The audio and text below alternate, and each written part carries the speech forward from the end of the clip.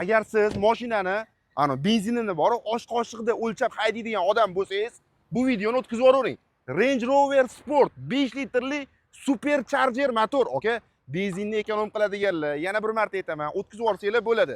Xo'p, mashinani probegiga ahamiyat bering. Noyob ekan o'zi ham. 40 ming mil yurgan. Shunaqasida ham bo'lsa olaman deyaptimi-deysiz?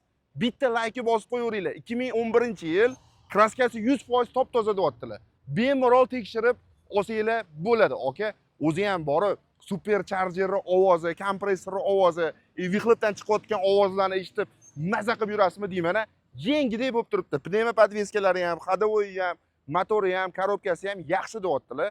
Bu yog'ini o'zingiz uchun любой ustaga ko'rsatib olsangiz bo'ladi. Aytgancha aka, nima podpiska bosmaysiz? Podpiskani bossangiz yaxshi mashinalarni qo'yib borayotganimizni ko'rib borasiz. Aka, hammamizga nasib qilsin. Nima deydi? Rangi oq bo'lganiga qanaqadir bir chiroyliroq ko'rinyapti. Meni ko'zimga shunaqa ko'rinyaptimi? Salon holatlarini ham ko'rishingiz mumkin. Jigarrang salon, hamma joylari matviy holatda bo'lib turibdi. Aka, uni buni qo'ying.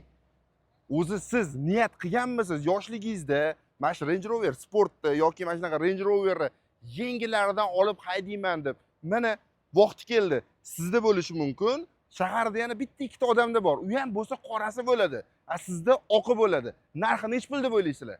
Narxini aytishimdan oldin, aka, Telegram kanal ochganmiz. Telegram kanaliga ham mana shu mashina birinchi bo'lib tushdi. Telegram kanaliga ham o'tib olinglar. Narxi 26.900 dollar.